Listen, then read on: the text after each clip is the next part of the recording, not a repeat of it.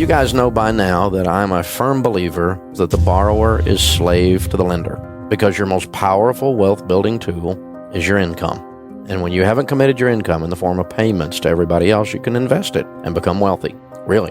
The average car payment in America today is $503. That's just cray-cray. That's nutty. If you invest $500 in a decent growth stock mutual fund from age 30 to age 70, you'll have over $5 million.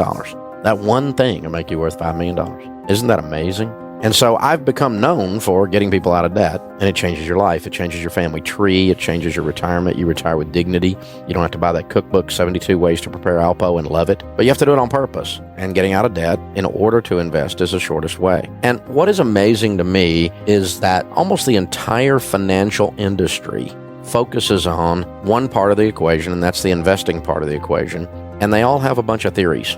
Now, I've had all the letters and licenses after my name. I have a degree in finance. I've had all the licenses in the business. It is amazing the number of people in the financial world, whether they're financial advisors, writers, bloggers, whatever they do, that have opinions about money that don't have any money, and whose track record on teaching people to invest and getting them to invest sucks. 3% of the public is where all of those people make their money, off wealthy people. They make all their money off wealthy people. And most of the advisors out there won't fool with you if you don't have some money. They don't want to sit down and talk to you. And so we started teaching people, of course, all these years ago, how we invest. And then as we've met with many, many, many thousands of millionaires over the years, how did they invest? What are they doing? Well, we suggest, and I personally invest in good growth stock mutual funds. I spread it across 4 types: growth and income, growth, aggressive growth, and international. And I buy mutual funds that have at least a 10-year track record. Well, Dave, shouldn't you just buy index funds? Well, you can if you want. Index funds, basically an S&P 500 fund, mirrors the market. That basically is the stock market. And so you're going to do exactly what the stock market does, good or bad. The mutual funds that I buy outperform the S&P 500, and they're really not that hard to find. A lot of mutual funds don't outperform the S&P 500. So if you're going to buy that, well, that'd be dumb. Just buy an S&P 500. But I buy mutual funds that outperform the S&P 500, and my portfolio mix that I just outlined is pretty much always beats the market because I buy funds that outperform the market. It's not that hard to do. You open up the prospectus, and there's 2 little lines on the graph. One of them is the S&P 500. If the mutual fund you're looking at, if that line is below that S&P 500 line, don't buy that fund. Duh. This is hard. Really not that much to this. But Dave, you just tell people buy those loaded funds. Yeah, they'll pay a commission. That's fine. Have somebody in your life helping you do the investing. All the data says that you'll continue to invest doing that. But when you're out there by yourself with all your theories and some idiot newscaster comes on the evening news predicting the end of the world, what do? You cash out all your mutual funds at exactly the wrong time because you don't have anybody in your corner saying, don't jump, don't jump. Instead, you're just out there with your own emotions and the newscaster. And that's how you pick out when you jump in or out of the market. And that's just dumb. So all the data says a decent portfolio of good performing mutual funds wins. And the big thing is actually putting money into the mutual funds, actually investing. One piece of research shows that 74% of the reason of retirement success is doing it. It's called savings rate. The number of you that put money in versus talk about it and continually put money in. Year after year, year after year, year after year, month after month, week after week, out of your check, into your 401k, over and over and over and over and over again. This is how you get wealthy. It's ludicrous. I know a lot about mutual funds. And let me tell you how I pick mutual funds. About 80% of the choice on my mutual fund, 85%, is based on its rate of return, its track record. If the track record's tied, and I'm trying to look, I look for the longest track record. Who's been doing it a long time? I like neighborhoods with big oak trees when I'm buying real estate. You see what I'm saying? I like a long track record. Something stable. I don't like risk. I like to make money. Risk equals not making money for me. Big risk, anyway. We should spread it across 4 types: growth and income, growth, aggressive growth, and international. Let's talk about those for a second because there's all kinds of names for mutual funds, and the name of the mutual fund tells you what is in the fund. Okay. A growth and income fund is also called a large cap fund, sometimes also called a blue chip fund. Now, the blue chip is the most expensive chip on the poker table, so that means these are big companies in this. Large cap is short for large capitalization. Large capitalization means these are large companies. And so your growth and income funds are large companies. Boring. Of the 4 types of mutual funds that I put money into and I recommend, this is the calmest. If you were to chart this volatility on this fund versus the stock market, you would see it's a lot calmer than the market. And so it's your friend when things are going down, in other words. It's your stable. It's the big old dinosaur companies. They're boring. When things are going up, by the way, it's also boring. It's not exciting when things are going up. It's a downer. You look at that thing going, why is it not doing well when the rest of the market's going up? Because it goes slower than the market up and slower than the market down, because this is stable land. A growth fund is right in the middle. The S&P 500 index fund would be considered a growth fund. A growth fund is companies that are growing. They're kind of medium-sized companies, so you might hear it called mid-cap fund. These are just standard growth stock mutual funds. There's a whole lot of these out there. Ton of funds that fall in this area. The idea is pretty simple. The growth fund, that's kind of right there in the middle. You want something in the middle. It's pretty much going to do about what the market does in terms of volatility, but you can get mutual funds that are growth stock mutual funds that outperform the S&P 500. You can even get growth and income funds, even though they're not as volatile, that outperform the S&P 500. Then there's the aggressive growth fund. This is the wild brother, okay? It's the crazy one. And so you might guess it's going to be also called a small cap funds. These are the small companies, the startups. A lot of tech companies would fall into there. Very crazy. All the fun, weird stuff is in there. And that means some of it fails and goes to zero. And so it's a crazier mix. It's going to be much more volatile than the stock market is. So it's going to go up faster than the market goes up, but it's going to go down faster than the market goes down. Small cap, aggressive growth stock mutual funds, also known in there as emerging market. You would call it that too as well. International funds means that the stocks in it are overseas companies. They're not American companies. It has a kissing cousin called a global fund. If you think of a globe, what is it? It's everything. So that would have international and U.S. companies in a global fund, and it would be a cousin to an international. By the way, American companies generally outperform other international companies by and large as a group, and so your international fund will be your worst performing of the four over the last several decades. And a global fund will outperform an international fund because you put some spice in there, you put some American companies in there usually, and so they're a little bit better, but at least you got some stuff overseas. You're not 100% betting on the American economy. Not that I'm anti-American, I am not. This is not a patriotic thing. This is a diversification thing. And so, you want to have some BMW and some Mercedes in there. You want to have some LG and some other stuff. Even though some of those things are made stateside, those are foreign companies. And so you look for companies that are overseas based, could be a French company, could be whatever, that are in an international fund. And then you spread your investing across those four types. Very simple here. The thing is, do it. That's the thing. Everybody talks and talks and talks and talks and talks about investing. The problem is nobody does it. People we talk to on the Millionaire Theme Hour that are millionaires, you know how they got to be millionaires? They did it. And they never, when I ask them how they became millionaires, they never say, oh man, I hit the home run. They never say that because it never happens. Oh, Dave, I hit the home run. I got this mutual fund that went straight up and I made all my money in one good buy. My golfing buddy gave me a stock tip. I don't meet millionaires that did that. I hear stories about it, but a golfing buddy with a stock tip is like a golfing buddy with a fishing story, the one that got away. I mean, it's just everybody's got an opinion and it's all a bunch of crap. And so you just have to really stop and go slow and steady. Actually investing is the way. It's the way. It's the only way to go. So growth and income, growth, aggressive growth, international. Don't chase the returns. Do not invest money in things you do not understand. People get ripped off when they invest money in things that someone told them is good and they trusted the person instead of knowing what the flip they were doing. All these athletes you read about, the NFL stars, and they lost $10 million or they made $100 million and it's all gone. And you know how they lose their money? Because they give it to someone else to handle and they don't even look at it. And then they're shocked to find out that person was a crook. That's how you lose your money. It's your money, just like it's your kids, which means you have to make it behave, just like you have to make your kids behave. You have to do that. If you want good kids, that's how it's going to happen. If you want money, that's how it's going to happen. You have to understand it. Now, you don't have to have a master's degree in finance. This stuff is not rocket science. It is really not that difficult. And you really, really seriously have to do this, and you have to understand what the money is going into. Do not put money in it. That's why when you're buying insurance, when you're getting a mortgage, doing your investing in mutual funds, that's why when you do all of that, that you have to understand what you're doing. And the only way you're going to do that is when you're picking someone to help you in one of those areas. You're doing your estate plan if it's complicated. You're doing your taxes if they're complicated, that kind of thing. You need someone sitting on the other side of the table that is not a salesperson, but they have the heart of a teacher, not the heart of a salesperson. I'm an easy sale once I understand something, but until I understand it, I'm not putting a dime in it. I'm not going forward with this. It's that simple. It's that simple. How many of you grew up like I did, not rich? Now, I'm not theologically or philosophically shallow enough to tell you money will make you happy. Money will not make you happy. You get more money, it will make you more of what you are right now. If you are miserable and you get money, you will be lots of miserable. If you're a jerk and you get money, big jerk. And it'll mess with your family too. So money is not going to solve your problems. It's going to make them bigger.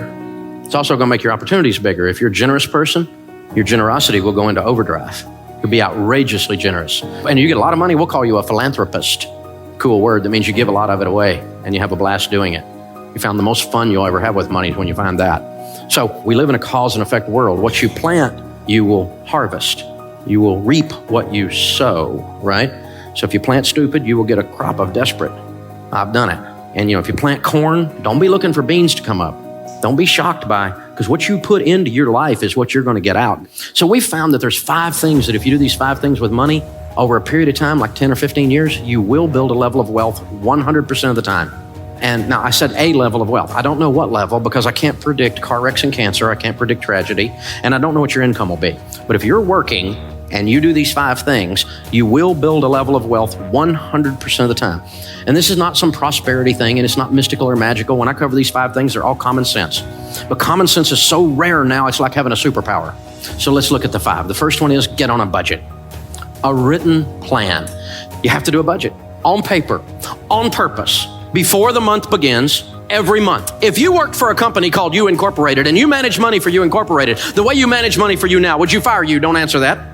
We misbehave with money, and so we're disorganized. We don't have a plan. Nothing's written down. Decide. The interesting thing about each one of these principles is you can just decide today to do them. I had a guy working for me, and he was not doing his process right, and I sat down, I said, this is what you need to do. And he goes, well, it's not the way I do it. And I said, change. And he said, well, I'm not like you. And I said, change. You can decide today to be good at this or leave. You can decide. You can decide to do a budget today. Get out a yellow pad or go free budget online, everydollar.com. You can decide today. I'm going to start managing money well today, because you're going to keep getting what you've been getting if you keep doing what you've been doing. You know this, right? Sowing and reaping. And the second one is you need to get out of debt. Now we know this one. You knew Dave Ramsey was going to talk about getting out of debt because you know the Bible says the borrower is slave to the lender. It's real. Now here's the deal. Think about this. Your most powerful wealth building tool is your income. Let me show you what slavery looks like. This week, they came out with new data that shows that the average car payment in America today, according to the National Auto Dealers Association, is $499. That's dangerously close to $500. You take $500 a month and invest it from age 30 to age 70 in a decent growth stock mutual fund, you'll have $5.6 million. That's what a car payment costs you. So who'd you make rich? General Motors, Ford, Lexus, I don't know, Toyota, who was it? You made somebody rich. It wasn't you. And you're driving along in something you can't afford, scratching your head and wondering why your kid's college fund isn't funded. Because we're giving it all to somebody else. And they have nicer furniture in their building, have you noticed? Something's going on here, guys. And some people in here got a student loan's been around so long you think it's a pet. You got MasterCard in your life. I mean, it's hard to be a slave if you don't have a master, so you might as well. We've discovered bondage and American distress. It just keeps going and going. And I've done it too, y'all. I'm not picking on anybody. I'm just saying, here's the deal. Think about this. What if you had no payments? Can't even get my head around that. Well, you're always going to have a car payment. I hear people say that. Little man can't get ahead. You're always going to have a car payment, so drive something nice. YOLO. Right? Which, by the way, is addressed in Proverbs. It says fool right after that. See, these are how we talk when we're losing. You can't get ahead. I sure hope we can elect a president who will fix my life. Not going to happen. Neither one of them got the goods, I'll just tell you. You're in charge of your life. It's the only one that's going to work. And that's what changes. So how do you get out of debt? Well, you have to decide to not borrow anymore. That's the first step, isn't it? We had plastic surgery at our house. Had a plastectomy. Decided we're not borrowing money anymore. MasterCard. Capital One. What's in your wallet? Money. You're weird, Dave. You're right. And I'm not broke anymore either. I decided I'm not living like this. I hadn't had a credit card in 30 years. You don't have a credit card? I don't have a credit card. That's my wallet. It's got green presidents' faces. And it's got 4 pieces of plastic in here, 2 debit cards, one on my business, one on my personal account, which will do everything your stupid credit card will do. I travel more than any 2 you put together. Shut up. It works, okay? Dave, you're not getting airline miles. Yeah, I've met a lot of millionaires, and none of them said, Dave, I made it all on my airline miles. I hadn't heard that one, so I got my driver's license and my handgun carry permit. The third thing, once you're out of debt, then you need to be careful to foster high-quality relationships. What's that got to do with money? Everything. There's a huge correlation for those that build wealth and who they hang around with, because you become who you hang around with. Have you noticed that? You don't let your kids hang around with little juvenile delinquents, right? If little Johnny down the street's a weed head, you don't let your kid run with little Johnny because you know you're going to have a weed head in your house, right? We know this. So they come home with that mouth on them, and you're going, where'd you learn that? I'll get you knocked in the next week in this house. Where'd you think you could get away with that? I'll take you out and make another one look just like you. It's because they're hanging out with little Johnny, right? You know what happens. We're the same way, y'all. We're the same way. You talk like the people you hang around with. You read the books they talk about. If you don't read and all your friends watch The Bachelor, well, here's a clue. Okay, here's what's going on. If this is all you know about is reality TV that's not a reality, probably we need to change our diet, read a book. And so Charlie Tremendous Jones said 5 years from today, you'll be the same person you are today, except for the books you read and the people you meet. Don't be deceived. Evil company corrupts good habits. And do you know this? The studies have shown that over a 10-year period of time that your income will become within 10 to 20% of the average of your 10 closest friends' income. Because you have the same habits they've got. You have the same diet into yourself that they've got. You'll have it. You can't stop yourself from doing it. You will become who you hang around with. And all the studies show that we have a tendency. Now, that's not to say I'm some kind of snob and I don't have any friends that aren't rich friends. Not that at all. I have lots of friends, but my closest hangs are people I want to be like. That's my closest ones. Now, I'll talk to anybody. But like when our daughters were growing up, they're grown and married to wonderful men now. But, they're in high school and they're wanting to go on a date. We didn't do missionary dating. You don't get to date little Johnny the weedhead and lead him to Jesus. That's not going to work, okay? We're not doing this. Little Johnny could go to camp and get saved again. We'll work on this, right? And so, You come up to our house, pick up one of our daughters, honk your horn. You better be delivering a pizza, all right? So coming in, talking to the old man, I'll be cleaning my gun when you get home. You know the song, right? And so, this kind of thing. And I'm teaching them, Dad, all the boys in the youth group are scared of you. Good. Keeps away 2 things you don't want, baby doll. You don't want jerks and you don't want wusses. And if I can keep both those away, and then I can teach you how to keep them away, you can pick good. And guess what? They both picked good. They married studs, man. I got some son-in-law, unbelievable. Man, my sons-in-law are awesome. And it wasn't an accident. You see what I'm saying, y'all? You need to make these choices very, very carefully. The fourth thing is you need to save and invest. In the house of the wise are stores of choice food and oil. Wise people save money. That's what this means. And so it was used in the marketplace, like we use green presidents' faces, as a medium of exchange. If you had a carafe of oil, you were ready to do business. It was a sign of wealth. There were 2 classes of people, poor people and rich people. Most of the people were poor people. This is the Mediterranean. We're talking they ate hummus and olives, no meat. A little bit of bread, maybe a fish if they got some meat. But that was it. Rich people ate what we eat every day. Spices, good meat, Charleston food scene. You know what I'm saying, right? Cooking it up right. That's fine food. Stores of choice food and oil. Choice food and oil are symbols of wealth. So let's read that again. In the house of the wise are stores of money. By the way, the rest of that one says, and a foolish man devours all he has. If you spend everything you make, the Bible just called you a fool again. I've been a fool. Call me a fool too. And I decided to change. Wise people save money. Why? Well, to start with, we save for an emergency, right? Grandma said it. She said, save for a rainy day. It's going to rain. You're going to have a car wreck. You're going to lose your job. Something's going to happen. You're going to need some money. Dave, you need to be positive. I'm positive. It's going to rain. Something's going to come up. This one I don't understand. Unexpected pregnancy. Say what? Okay. But people come up with all kinds of things that are emergencies, right? Something's going to happen. And then you need to save and invest so you retire with dignity. I'm going to spend everything I make and hope the government, which is well known for its ability to handle money, will take care of me. Dumb idea. I'm not even sure some of them have opposable thumbs up there. You know what I'm saying? It's just ridiculous. And we're counting on them in some whacked out kind of way to come be. They're not coming. There is no white horse. There is no Calvary.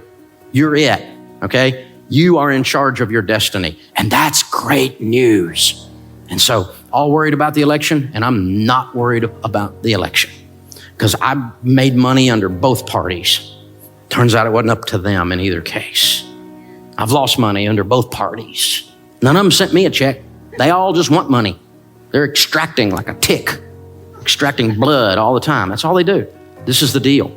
The last one is all about generosity, but this is all about cheerfulness. Generosity is not just a transfer of funds. Generosity is a spirit where you decide to be a generous person. Generous people are more attractive. They smile. They're not grouchy. It's not all about them. They're the ones that open the door. They're the ones when the grocery bag has the bottom drop out and your groceries are rolling all over the parking lot. They're the ones out there helping you pick it up. These are the people that when they go out to eat, they leave a tip, you cheap and ridiculous. Well, I'm not one. I leave big tips because it's a form of generosity. Well, they didn't give me good service. Oh, shut up. They're carrying a tray that weighs more than you. Figure it out. They parked your car in the rain and in the heat. Shut up. Give them some money. They park your $130,000 car and you give them $3. What are you, a nut? That's Ferris Bueller parking the car there. You take care of that, man.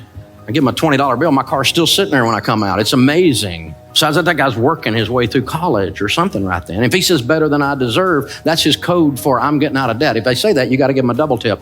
So I give them 40. My wife's like, I'm going to park your car. No, you're not. You're not working your way out of college. You've already put up with me for 30 years, so it's all right. Generosity is a spirit. It changes everything in your life. But it's awful tough to give if you're broke.